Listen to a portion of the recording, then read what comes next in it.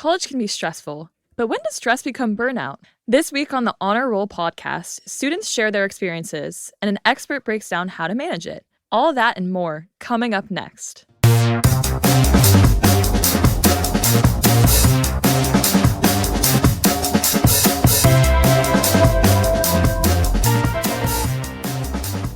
Hey, Honors Bowls.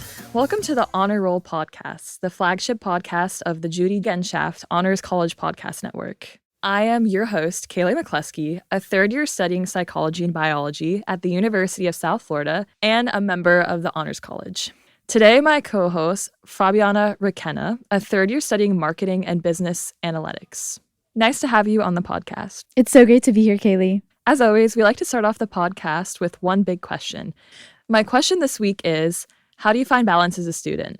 I think that finding balance as a student is just making time for things that you need to do and things that you want to do. So I really like traveling. I really like hanging out with my friends. So I make sure that I can fit those into my schedule while still not, letting my grades or anything slip like that. Yeah, absolutely. I would agree with you. I think as well, finding balance for me feels like having that nice amount of rest and relaxation, but also having time for academics and stimulating and learning and all of those really great things. Well, this week we will have a special 2-segment episode. We are sitting down with honors student leaders to hear their personal experiences with burnout. Later, honors affiliate professor and licensed mental health counselor Melanie Ryerson will join us to discuss practical ways to recognize, prevent, and recover from burnout. You won't want to miss it.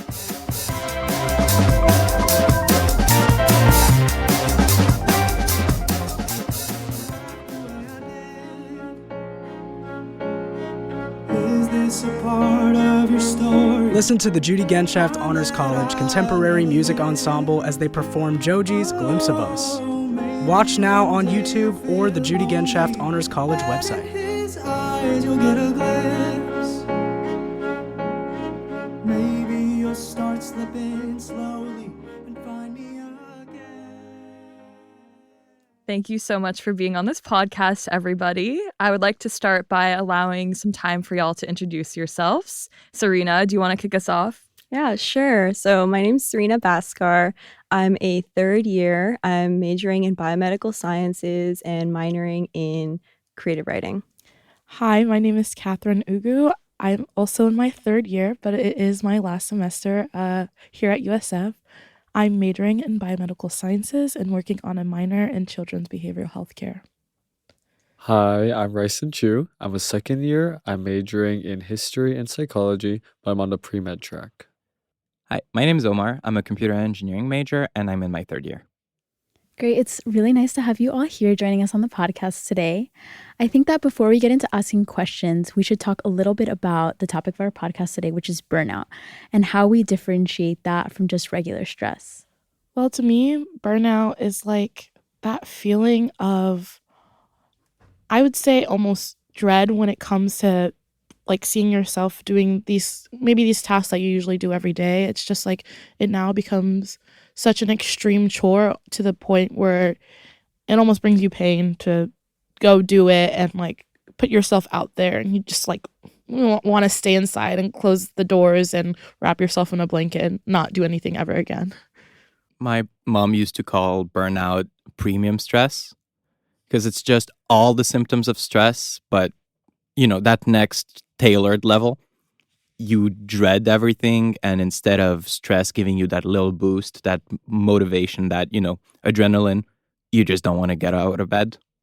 I completely agree with you. I feel like stress is such an integral part of our lives. There's good stress, eustress, and bad stress, distress. And usually, like you said, it adds a little kick, oh, I need to finish this assignment. But just having chronic stress really leads to burnout, where you just feel so dismotivated to do anything. I also have to add my opinion on that, Serena. I really loved how you kind of described that feeling of burnout. And I think for me, how I knew that I was getting burned out was the things that I liked to do also became a chore.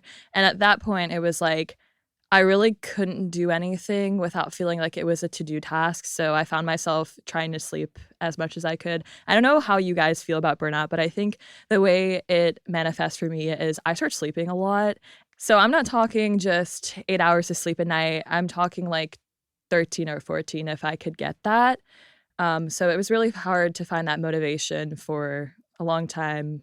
But yeah, I'd have to agree on that. For me, burnout has manifested itself as a very long term, sustained feeling of pressure and kind of like what Cayley and Serena described a sense of hopelessness, both towards important to do tasks, but things that shouldn't ordinarily be on your to do list, like hobbies and taking care of yourself.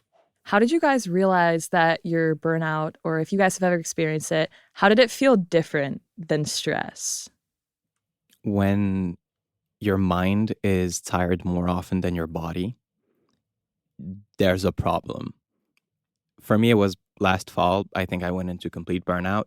I was just doing too much. And the one sentence I kept repeating to my friends is, sorry, I'm so low energy. It's not you. I'm just tired. I think for me, it kind of similar to you, Cayley, just wanting to sleep all the time, so tired. But also for me, especially, I just lost all motivation to get out of bed and go to class. I would just find every excuse to just, oh, well, I can just do my work at home. And then I would not do my work at home. I would just sit, lay in bed, sleep a lot. And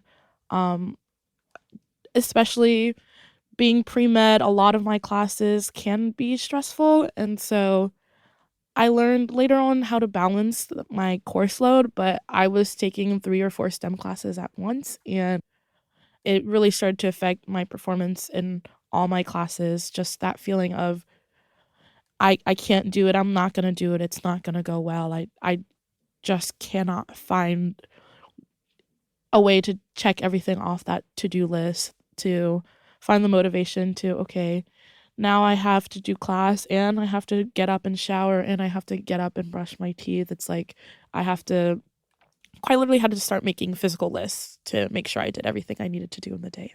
For me, I would distinguish stress and burnout is that even when you remove the stressor, you still kind of feel the after effects of having that chronic stress. For me, also like low motivation, I started filling up my time with, just scrolling, or for me, I don't know why, but I read books and I just like distract myself with that. So either scrolling or reading books and kind of just disengaging with society or like with friends, which is not what you're supposed to do. But yeah, I would say very like low motivation.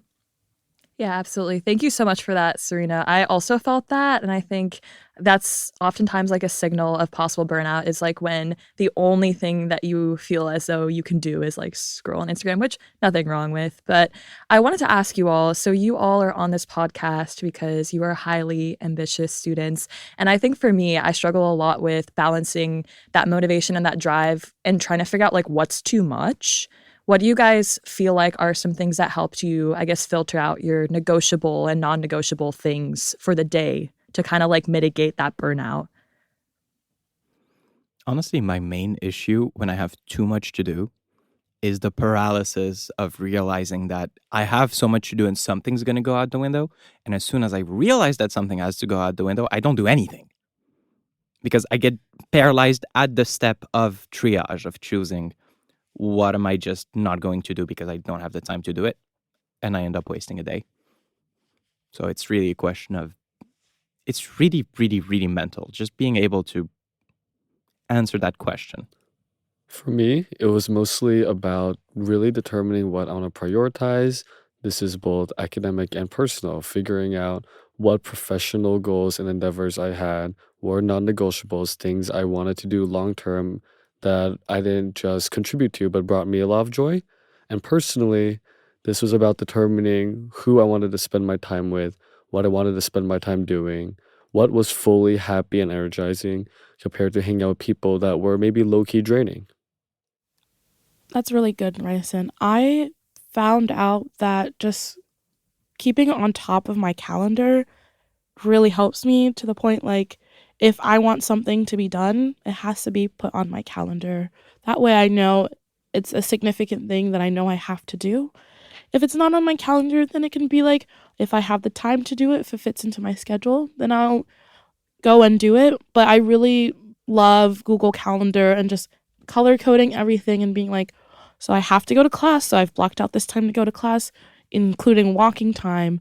I want to make time to see my friend and cook dinner on Tuesday night, so I'm going to put a note in my calendar that, hey, today you're going to relax and you're going to go, cook and eat dinner with your friend and watch a movie maybe or something like that. I just kind of making achievable goals for the day has really allowed me to focus on what I want to do and what needs to be done. I completely agree. I just wanted to circle back to like what Omar said about having like that decision paralysis, because I oftentimes when I'm overwhelmed, I have so much to do. I also just stop and like not do anything. For that, I've noticed is I just have to start with something, even if it's baby steps, something small, just to get the ball rolling. So I think that as high achieving students, we're all really susceptible to experiencing burnout. But a really important part of the whole process is finding a way to recover. What are strategies that worked for you guys in recovering from burnout, and what were strategies that didn't work? The one outlet for my stress that has really, really been working this semester has been physical exercise. The rec finally opened the bouldering wall they've been promised for 3 years. And I've been going there so many times every week. It's sport is a medicine, really. I throw back to when Serena mentioned how she would kind of lose herself in a book. I 100% feel that, but I use it as like a way to, yes, lose myself, but in a good way, to kind of be like, okay, I have free time now. I don't really want to scroll on Instagram because I'm going to get stuck. So let me take this time to read a book that really makes me happy and kind of live my life vicariously through other people. And then also music. I am a big music person. I have thousands of hours every month of just listening to music because it kind of just helps me de-stress. And music is a universal language, and it really speaks to my heart. And it's always a song that you can relate to, even if you don't realize it. Mm-hmm. Yeah, so whenever I would like reach for my phone or for a book in my case, I would just pause and be like, is this what future Serena would appreciate you doing? And also, I would distinguish, is this me distracting my mind and like kind of spiraling, or am I actually engaging with my mind and enjoying my free time? So maybe not scrolling for as long. Or I've noticed is when I consume content is when I spiral, but producing is better. So maybe instead of like reading, maybe writing, or instead of scrolling, like you said, like exercising or doing something physical with your mentally or physically. For me, I noticed that setting a separation between productivity and self care was really important because even when I was really burnt out and struggling to keep everything going, I would still find myself, say, answering emails after getting home really late from school, or responding to work or club texts while I'm hanging out with people I'm really close to, just because I'm starting to lose a sense of boundaries, even within myself, that led to this constant feeling of draining. Yeah, I really like that discussion of boundaries. And I think that's something that's personally helped me as well.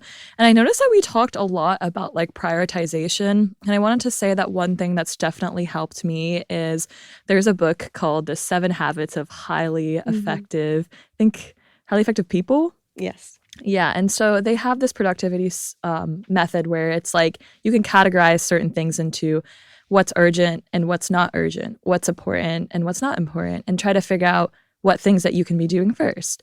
But I guess that moves into pieces of advice that you wish that somebody would have given you when you guys were feeling this sort of burnout. It's okay. Like, it's okay to take that time to breathe. You do not have to fill every moment of every second of every day with some task. You do not always have to be 100% maxed out productivity. Just if someone told me that it's okay, that, if things don't go well, that it's not going to be the end of the world. And there's other ways to achieve said goal without it being the most perfect, effective way to complete it. Just hearing that no matter what happens, it's going to be okay is just kind of like that calming, peaceful reassurance. I would say it's all temporary because for me, even when the stressor was removed, I was still feeling the after effects. And I was like, what is wrong with me? But just know, even burnout, even chronic stress is temporary and it'll be okay. Are there any habits that you guys have developed to like prevent burnout? So like if you start seeing the signs of you guys being burnt out, like, hey, I need to stop, pause, like, is there anything that I can do to kind of prevent it? Or do you guys kind of just like let it happen? It's stronger than me. If it happens, it happens. I'll deal with it. I don't think I've developed anything to actually protect me from it. Same here. I feel like I haven't successfully prevented either of my 2 major burnout episodes, but I've successfully become better at recovering from it each time. I would say I've kind of started to try to build habits to when I notice that, hey, it's getting too much and I'm starting to get really tired, and even just like those tasks are starting to look really daunting. I've tried to take a moment, if I have the time, to be with a friend. I've learned that like being with others and seeing that other people, they have a lot to do, and then finding out how they kind of take the time for their day has kind of helped me. It's not perfect, but kind of just finding a stabilizing moment slowly is kind of helping me. Not perfect, but it helps a little bit. Yeah, I would say for me, I have been better about having like daily habits and setting boundaries for myself. And also sleeping like 8 hours every night. That's also helped a lot. Like sleep really affects your emotions and mood a lot. Yeah, I definitely think for me, categorizing what's negotiable versus what's non-negotiable in my day has been the biggest thing to alleviate the chances of burnout. So for me, like my non-negotiables are I want to read every day. Like that's something that's important to me. So I want to learn. I have to make my bed because when I come home to my room being messy, I feel like just being in a messy space isn't really helpful for my mental health. Every day I want to have some time to journal. And I want to study for like this biology course I'm taking 30 minutes a night before I go to bed. And those are really like my non-negotiable things, but also doing some self-care. So with self-care, I know that we might not have already figured out established habits to prevent burnout from happening immediately, but how about self-care? Do you guys have any things that you do maybe on a daily, weekly, or monthly basis for your self-care? I climb colored rocks. That's basically my self-care. I breathe magnesium carbonate, aka chalk. I drink liquid chalk. I just...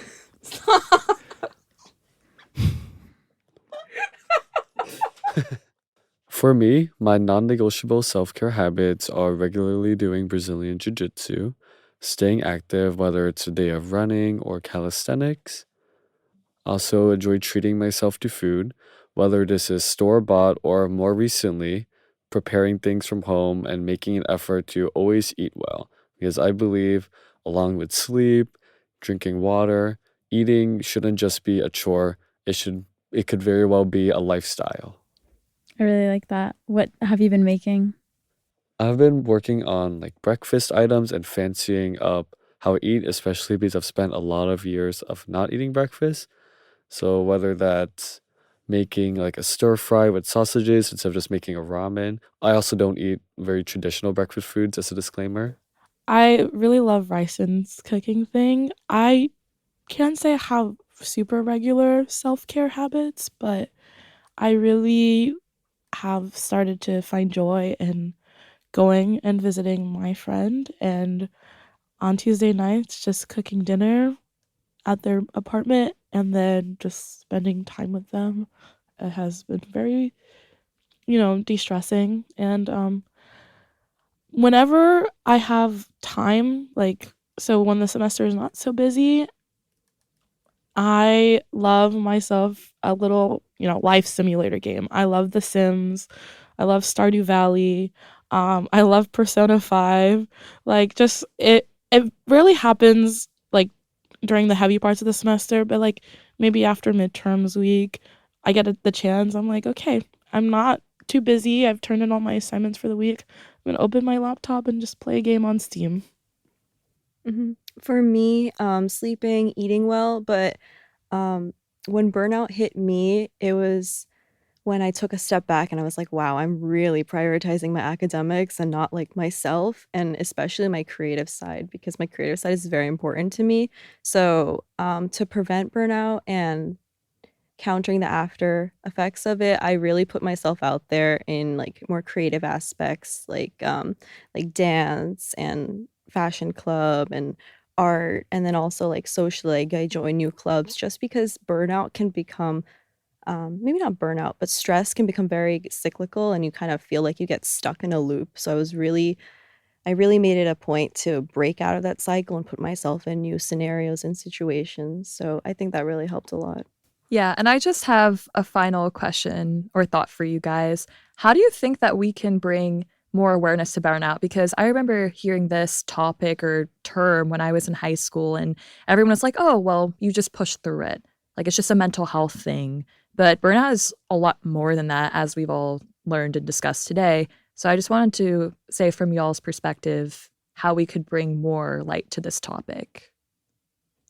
I think the main hurdle, and I am looking directly at you when I say this, is people who don't understand the words, you are doing too much. You're doing too much, Cayley. I feel called out. You are called out. This is very targeted. I think really the main hurdle is, again, we're overachievers, but we need to understand that we can't do everything. Yeah, I think just being able to have discussions about it and like someone who actually knows what they're talking about, who's informed, can kind of share what the signs and symptoms are to look for. And, in the sense of self assessment, you can kind of tell when something is really weighing you down. It's hard to like do your normal task. So maybe taking that one step further and being like, maybe finding someone who knows what they're talking about, or maybe even just confiding in a friend and being like, hey, I'm like really struggling to do class. Do you think I just need to like, you're just not motivated, or is it something more? And I agree, just maybe listening to the people around you who get to experience you from an outsider perspective when they tell you, hey, you're doing too much. If you were to list out everything that you do, you might see that that list is more than a page long. So, take your time and listen to the people around you. Like, you have people who love you, who just want to see you at your best. For me personally, I feel like removing, or at least doing your best to remove, comparison from your mental process really helps with this. All of my burnout and times of stress resulted from a continuous issue of comparing myself to others.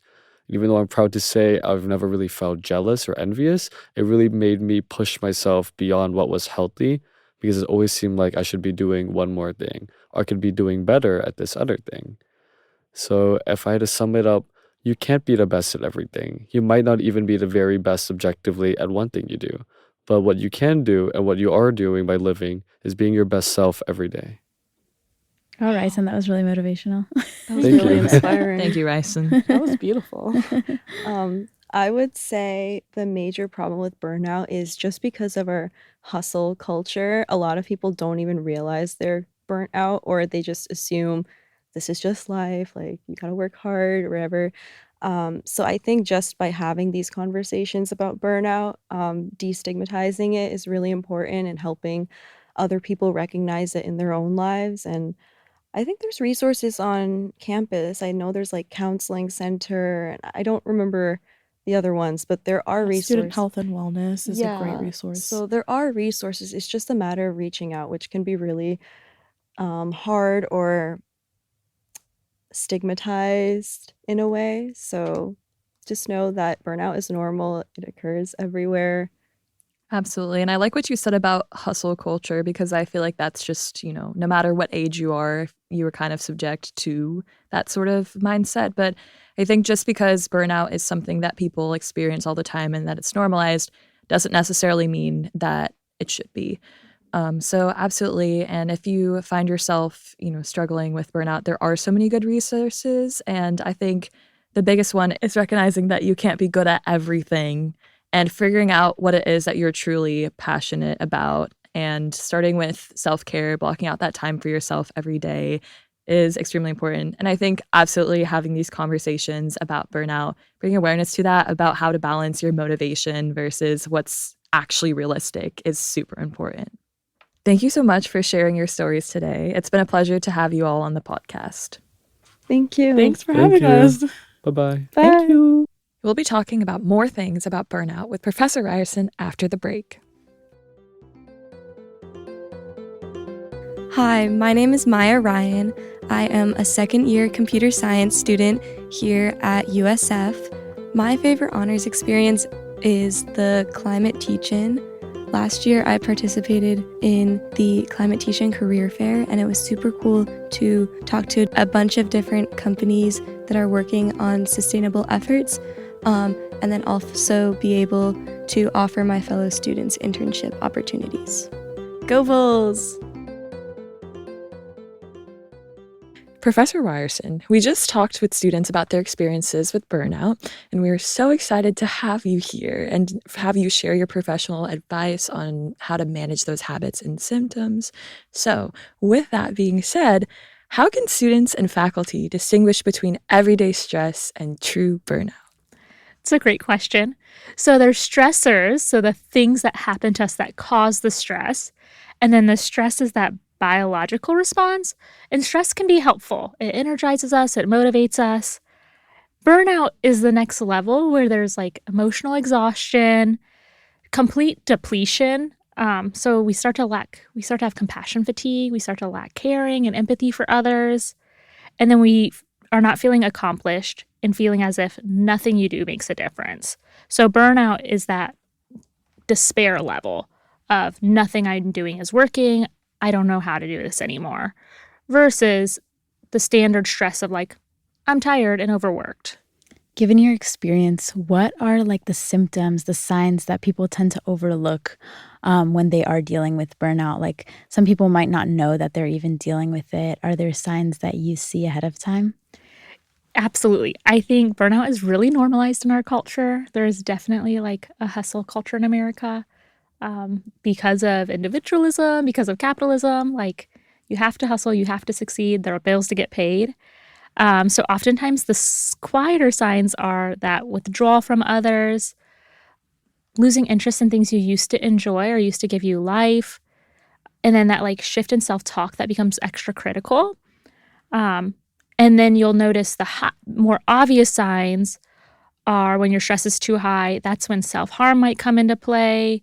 Obsessive thinking, fidgeting, picking at your skin, and then like health conditions. So being sick more, your body just feeling out of whack, the physical symptoms start to set in. So Professor Ryerson, I'm also curious to know if there's like a distinct difference between burnout manifesting itself in students and professionals. I wouldn't say there's a distinct difference. There's lots of similarities, but there are some themes I'm noticing. Most of the research is on professionals, specifically helping professionals. So I do want to note that 20 to 30% of teachers in America have moderately high to high levels of burnout.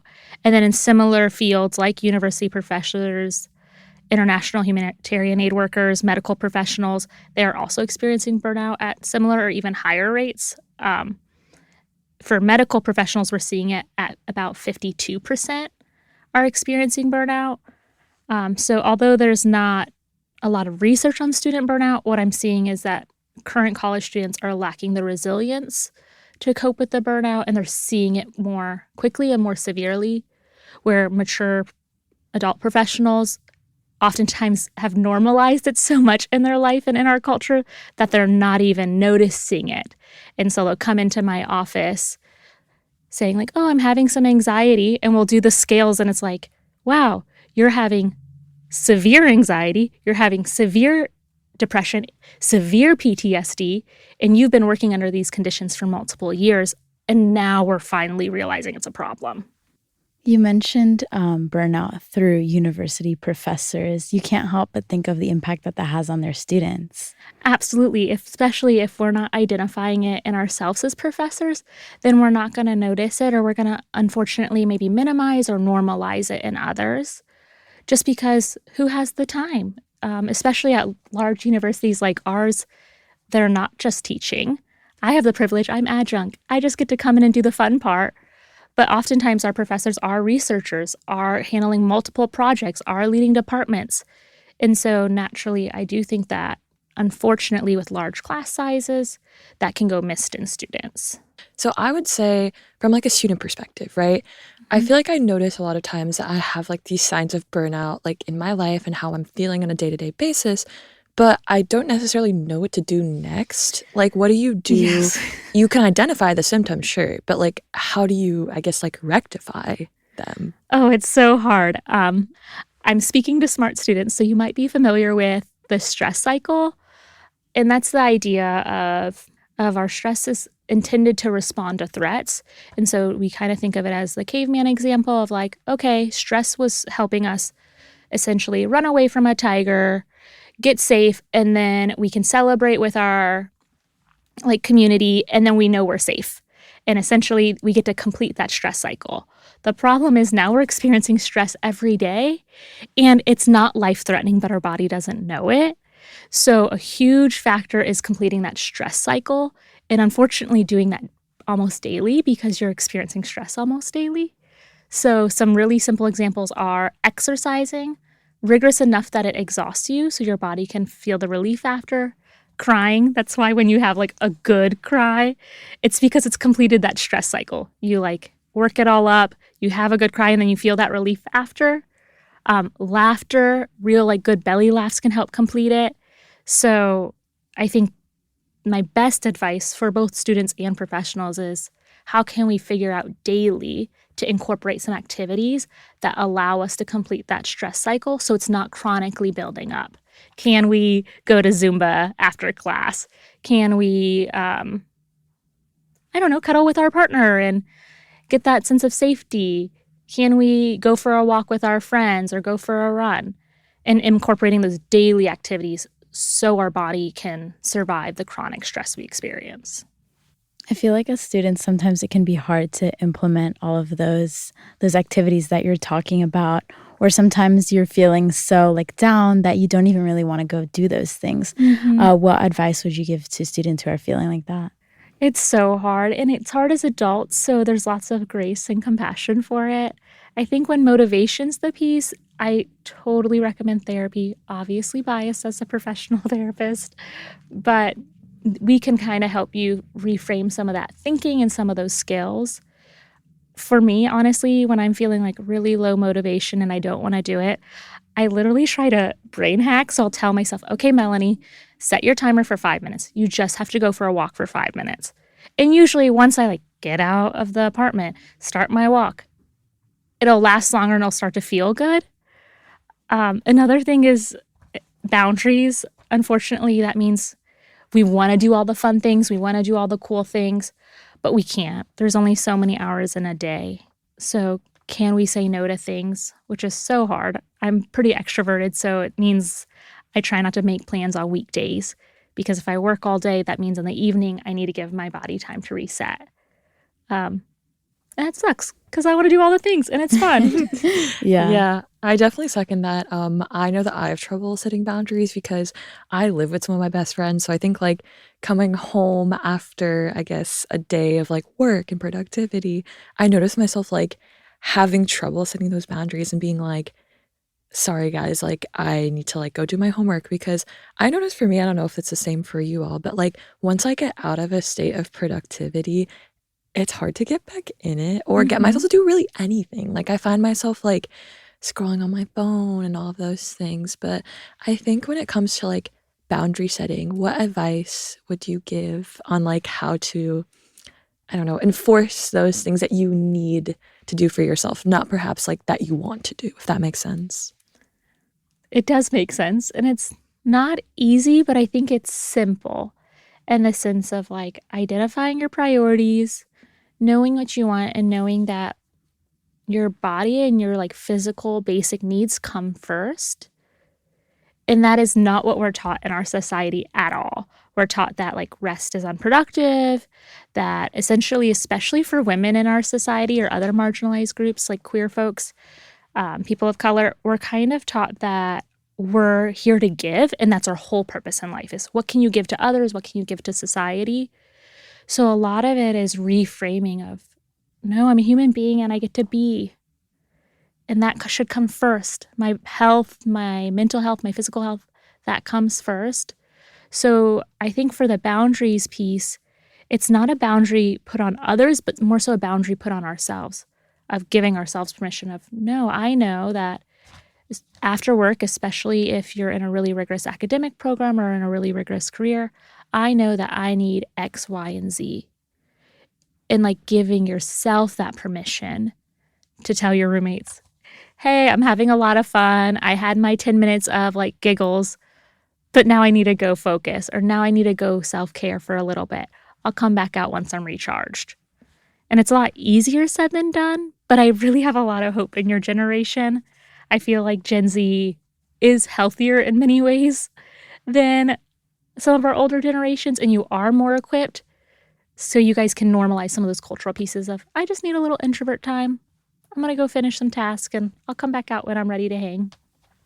I find that giving yourself like smaller goals can be really helpful at the beginning, and then you can go on growing them. One of my really close friends was like, she told me this when she was like having a hard time. She's like, oh, you can literally tell yourself to like go to the library for 5 minutes, open your computer for 5 minutes. Yes. And then you can close your computer and be done. And that was really good advice that she gave me if I'm going through a hard time as well. I'm like, okay, I was productive for at least a little bit. And then sometimes from those 5 minutes, I'm like, actually, I think I can go a little bit more, and you can like accomplish a lot more. I think that's really good advice. So having people in your life give you compassion and those things are really important. Huge. How can you be like a better friend to those in need? I love that question. I honestly think it's that compassion piece, right? Like letting each other be human and knowing we have limitations and knowing our friends can't do it all, and knowing that sometimes our friends are going to show up really well and really consistently in certain seasons, and then other seasons they kind of ghost and they're not doing so well. And can we have a little grace for them, because we're all figuring out this life thing, but especially in college, you're young adults, it's all new. And so trusting that they mean well and offering them a little bit of grace. I think the beautiful thing is creating those friendships, especially with, we're all women, especially with women, we're very communal. And so like letting that be a safe space, letting them speak, listening. I think we have a lot of those soft skills, and I'm in a room with women who do that really well. Oh, thank you. Yeah, I think that's you. really great advice. And I think I would also say that awareness is like one of the biggest things too, because I think if you just like sit back and observe your friends or other people, you're kind of able to see perhaps things that they might not even see, and see that they're going through a difficult time. So that helps you become more compassionate. Yeah, and I think that's like really important. And I know that there's been times in my life where I used to be upset when people ghosted me, like my friends and whatnot. And then now, as a junior in college, it's like, oh, I understand why. It was nothing to do with me. It's just sometimes now that we're deeper into our college careers, like we have less time. So it's not that we, don't care about these people anymore. It's just that sometimes we need our own space and peace of mind to not burn out. Absolutely. And it's always okay to just send a, hey, I know sometimes you go quiet when you're overwhelmed. Everything okay? Do you need to talk? No pressure. Yeah, I think that's a really, just noticing the small things is really important. Checking up on your friends, like if you know they're having a hard time, can really go a long way. Yeah. I wanted to end off by asking what is like a key takeaway you'd like listeners to remember about managing burnout? I think the two things I'd want students and professionals to take away is completing the stress cycle, what can we do physically to take care of our bodies and relax and basically shed that stress. And then self-compassion. As cheesy as it is, we are in a pretty critical society. Here in the Honors College, we kind of attract perfectionists. So practicing self-compassion, learning to be kind to ourselves, learning to be kind to others can really allow and provide permission to just be human. And honestly, that can reduce burnout significantly. Professor Ryerson, I know that I'm going to remember the stress cycle now and go home and evaluate. This has been super helpful. So thank you so much for being on our podcast, and I hope you have a great day. Thanks. It was such an honor.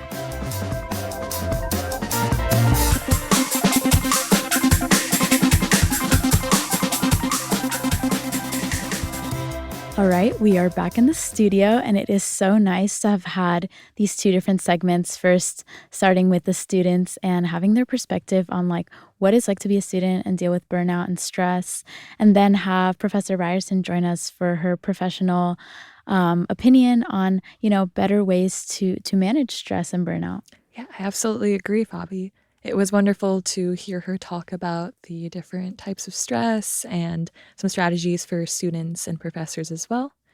And thank you so much to our students. And with that said, don't forget to check the Honor Roll newsletter and our website, usf.edu/honors, for upcoming events, updates, and news. That will do it for this week's episode. The Honor Roll podcast is recorded in the Judy Genshaft Honors College at the University of South Florida, Tampa campus. Production assistance is provided by honor student Sandra Napolitano. Thank you so much for listening. Please do not forget to rate and review our podcast. We appreciate your feedback. Please join us next week to hear about what we're up to at the Judy Genshaft Honors College. Until next time, go Bulls!